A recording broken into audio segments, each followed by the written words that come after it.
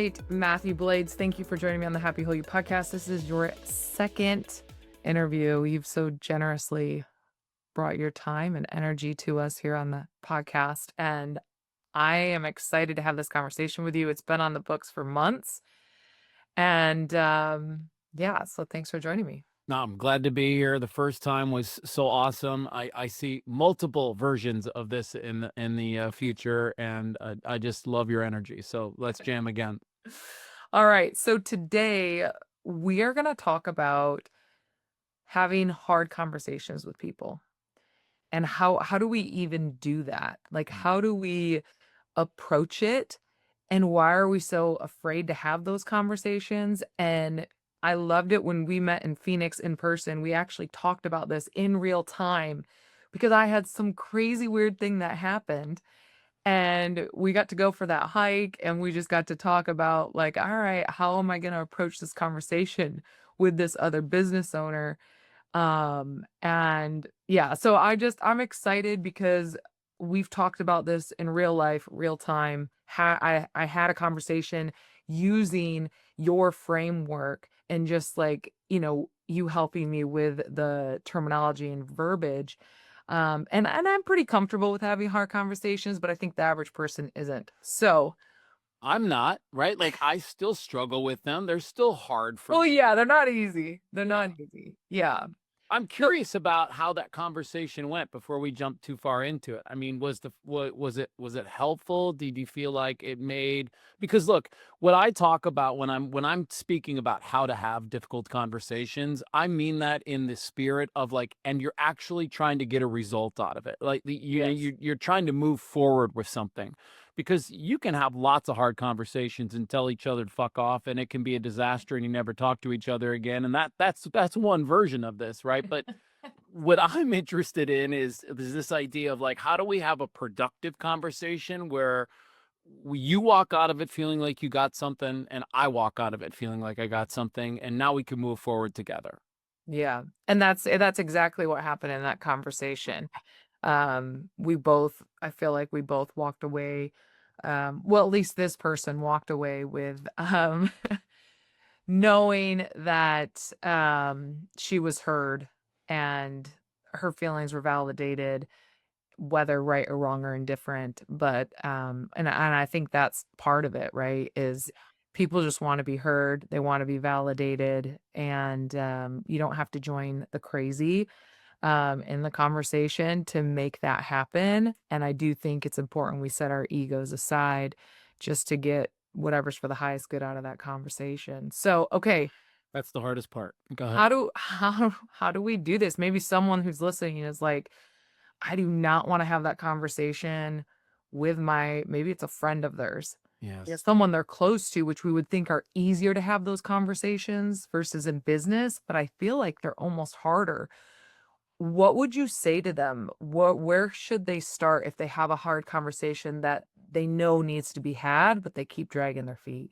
Now, so let's start at the very beginning with this whole conversation, because it's helpful to it's helpful to sort of ascend into this conversation, I think. And so first thing I would that I tell you and I tell everybody else is there are three truths to hard conversations, okay? And look, there's probably more, but as I have investigated this myself over the last couple of decades, here they are. Truth number one is most difficult conversations come with a level of anxiety. That's Mhm. just the truth. That Okay. happens. Truth number two, they are generally with people we have to see again. And so there's not folks that we just get to blow up at and then they disappear from our lives. These are generally people that we are going to maybe even have to get into bed with at the end of the day, right? It could be a spouse, right? So Yeah. it can be that close. But then here's the other third truth. Some people have zero issues having hard conversations. And so what I'm interested in, and when I do my work, is I love talking to those people who have no issues with difficult conversations. And I love to ask them this question of, why doesn't it bother you? And, look, I've interviewed more than 300 people on this subject. And what it generally speaking comes back to is a simple phrase. People just want to get to the truth. They just want to know, like, what's real for them, what's real for the other person. because then we can kind of move forward in these discussions. And so that's helpful for people to understand, because you can step into a place where you too don't struggle with these hard conversations, because you flip it from this is going to be tense, this is going to be contentious, this is going to get emotional, this is going to be an angry type of a conversation, to like, I'm just here for the truth. And then the other really key part of this thing is like, don't put so much emotion into this conversation. Like, really just be there in the spirit of, as you said, let me just hear you. Let me just get really curious about why you did the thing you did, or how it came to be, and just get an understanding from folks about why they did the things that they do. Mhm. So I'll pause there, because I want your reflection on that simple entry point of like, yes, they're going to be anxious. Yes, you're probably going to have to see him again, but yes, also lots of people have no issues with these conversations. Yeah, I mean, I think that's so true. Even the conversation I had a little bit of anxiety around it, even though, like, I already knew I could have the conversation. I had a direction on where I wanted to go. I knew how my tone should be, Mm, that you talk about a lot. And actually, something I know this is my ADHD coming in, my brain love has it. gone another way, but okay, do you think? I think sometimes it's not the thing that they did that's really like the challenge, it's the story that has been made up to make that thing so much bigger. I don't know if this even makes sense, but like I feel like I've had conversations about misunderstanding Yes. more than what people have done. It's like this misunderstanding of something that happened, which was essentially the conversation I had to have. And it was this huge story that they make up in their head, and you know you have to have a conversation about that story because they believe it to be true. They believe it to be real, and somehow somebody or you or someone has wronged them when really that thing really didn't even really happen. I don't know if this makes sense, but it's like I feel like it's more of the story that they're having Yes. the conversation with, a make-believe story that's real to them.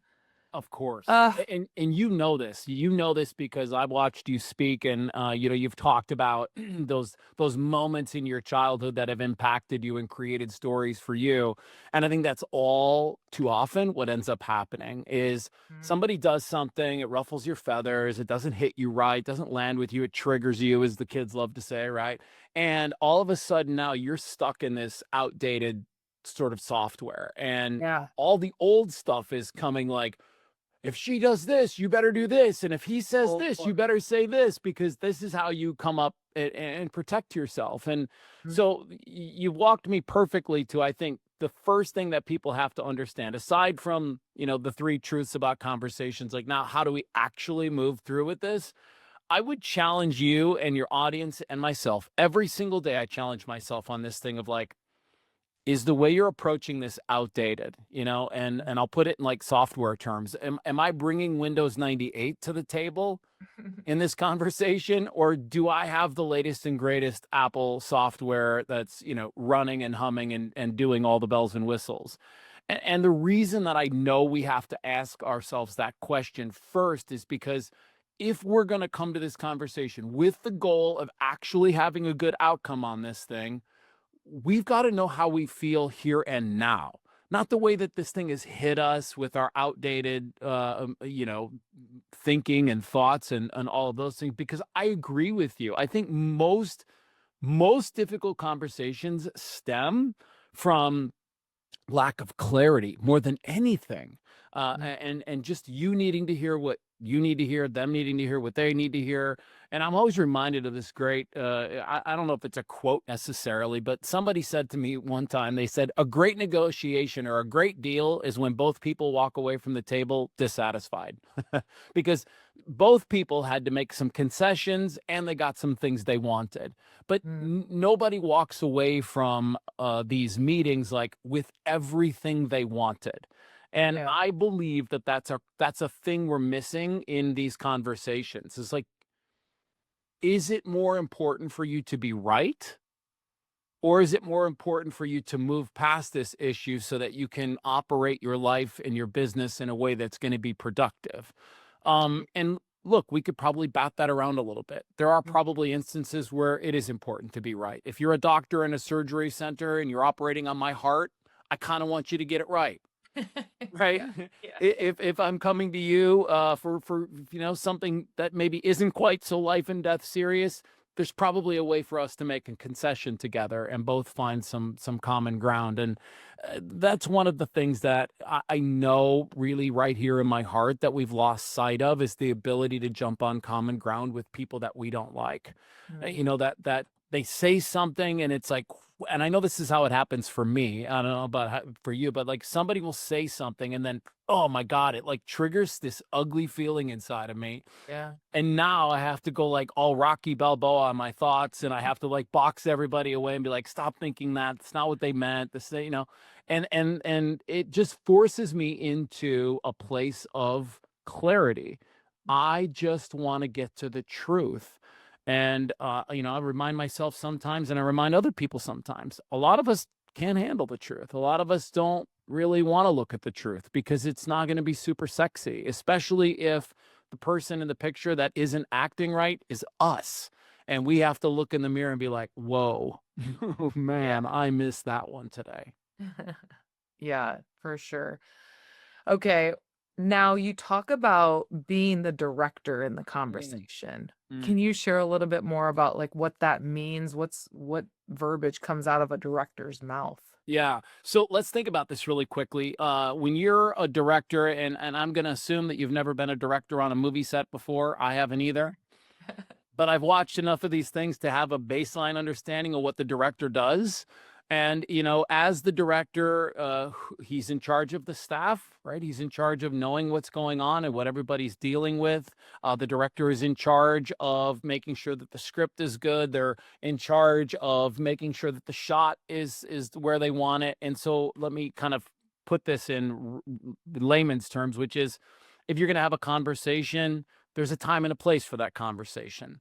If you're going to have a hard conversation, we should know something about that other person. We should know kind of what makes them tick and what they're looking for. But then here's the other two things that directors do. They say action and they say cut. And when we are in hard conversations, there's a lot of times where we need to like hit the cut button and we need to say, hold on, this isn't going the way that I hoped that it would. And I believe that the best thing for us to do right now is to cut and revamp the scene and let's try this again another time. And all too often, I think we walk into these conversations feeling like I have to solve the whole world's problems right here and right now. Yeah. And maybe there's times where that's true, Anna Marie, but probably there's more instances where if we don't get it solved today, it's going to be okay. Mhm. And we do have time. And so, when I talk about being the director, there's a few things that come with that. And here's a couple of them specifically. I mentioned a second ago, you have to know something about the other person and the other party. Um, I'm trying to think of a story right now that I could share where it would kind of bring this all home. Let's go like this. So 5 years ago, I walk away from my radio and television career. And in that moment, I had to have several very difficult conversations, right? I had to not only come to my family and tell them that I was going to be walking away from this beast, which was going to dramatically change their lives and the things that they wanted to do. I had to have this conversation with management, program directors, my co-host, our sales team, like my agent. There was a lot of people that I had to have this kind of really difficult conversation with. And I went into it as the director, knowing full well what I wanted to get out of this thing, right? Like that's the other thing about the director. They know what they're looking to get out of this thing, right? And I had to be really careful about three things that you mentioned earlier that I believe are key ingredients in difficult conversations, which is tone, word articulation, and honesty. Mhm. I think speak so you're understood, make sure your tone is the right thing, and then be honest with how you're going to approach things. And when we're in these difficult conversations, we have a real tendency to make it about us. And I'm asking you to really double down on that almost and say, make it about you fully. Make it about how you feel about this thing. If you walk into a difficult conversation with the finger pointed the other Right. direction and all you're interested in is barking orders and telling people what to do, look, that's going to work for some people. It's is it going to work for you? Mm. Right? I call them using the I statements. Yes. You know, like with my husband, it's like, "Hey babe, I know that you may not intended to make me feel this way, Yeah. but I felt blah blah blah, and I know that probably was not what you wanted to make me feel like, but I just couldn't help but going there." Like, so I try to use like the I statements and marry it with assuming that that person didn't mean to make me feel that way. Because I'm like Love that. trying to look for that understanding from them. Because often I think people don't even realize Bingo. how they appeared to you. Because again, it goes back to those old programs, that old software, because how they appear to us is us filtering them through all of our past traumas and our past junk. And then we're like showing up. And so there's like, yeah, there's the reality for us, there's the reality for them, and then there's what could happen in that conversation. I just love something you said so much. And I know people are just listening to this, but I have a gigantic smile on my face because that's such a positive way to approach these things. I'll bet they didn't mean to do that. Hmm. I'll bet they, look, some people are venomous and they're nasty and they're really hurt. And as a result, that's what we get out of them, right? It's that you've probably seen this Instagram video before where the girl holds up an orange and she says, if I squeeze this orange, what's going to come out of it? And it's like, well, orange juice.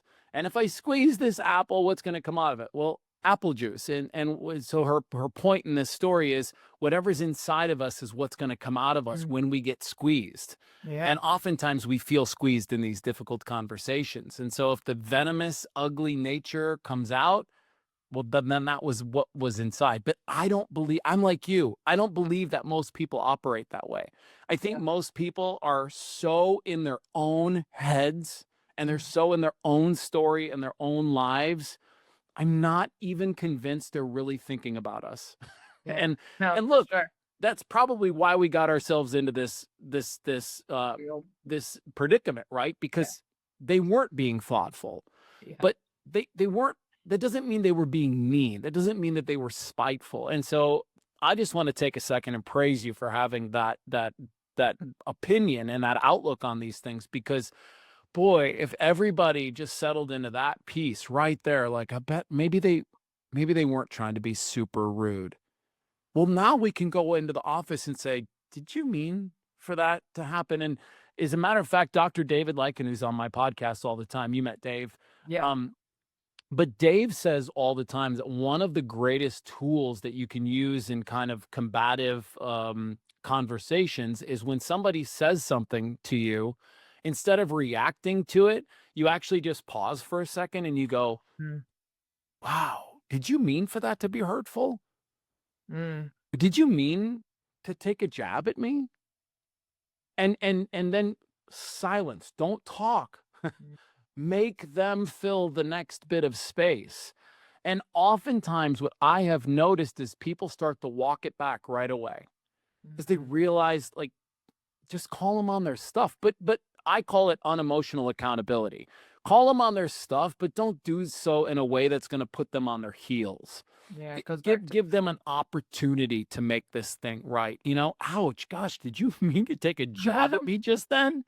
Yeah. And Yeah. then let's see what they say. And now we can get to some clarity. But, it's such an important thing to discuss in this particular conversation of maybe they didn't mean to be an asshole. Maybe it was a bad day for them. Maybe they were just not on their best behavior that day. And I think most people want an opportunity to fix that.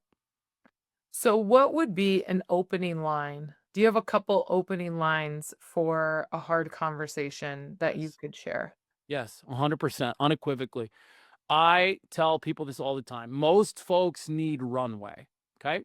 So if you walk right into the office and you're like, you this, you that, this happened, boom, you know what's going to happen to people. the walls are going straight up, and probably, I'm not a psychologist or a psychiatrist, but probably they're going to leave the prefrontal cortex of their brain and they're going to get back into fight or flight, and they're just going to be in this conversation for survival. Mhm. Mm. So Yes. what I love to do, and look, I actually had to do this 2 days ago. I have a partner of mine that I work with. You know him, so I won't mention any names here, but he did something that I really disagreed with, and it was something that I knew I needed to call him out on. Not a pleasant conversation at all, right? Excuse me. So I called this person, and the first words out of my mouth after we did our little pleasantries of how are you, how was the day, what'd you do today, I said, "Hey, buddy, I need to talk with you about something that could be a little bit difficult, but I'm bringing this up because I just want to find a way to move past it."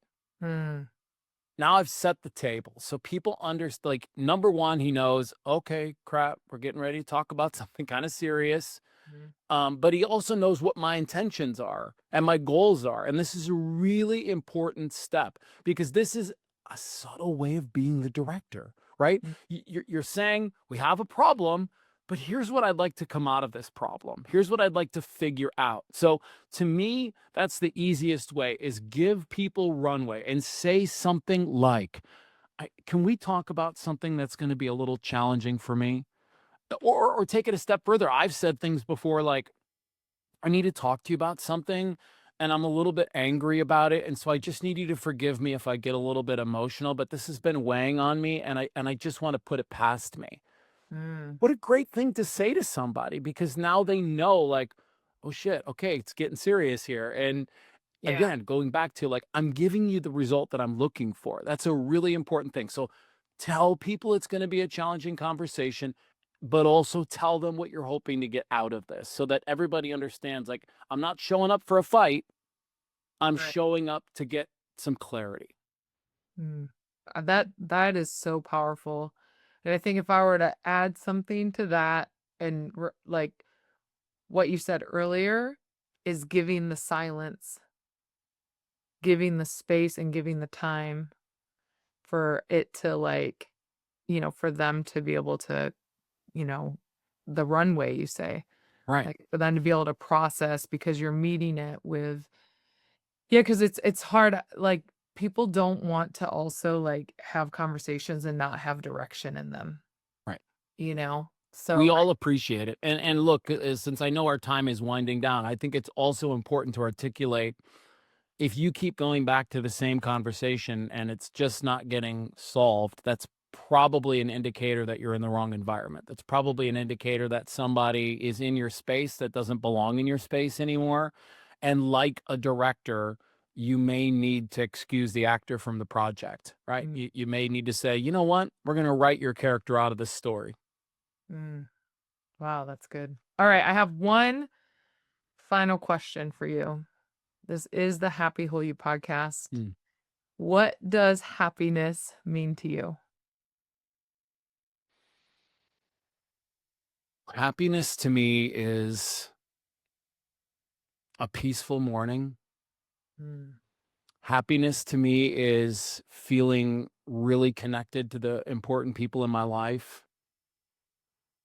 And happiness to me is creativity and the ability to help other people with my gifts. I think when I'm stepping into those three spaces, I feel happy. mm, I love that. Well, Matthew, you'll be on again. So Ah, thank you. I thank thank you you. for jumping on to have just a quick conversation that I think is really helpful and for people to have a little bit more terminology around having those difficult conversations because, like, it's like role playing.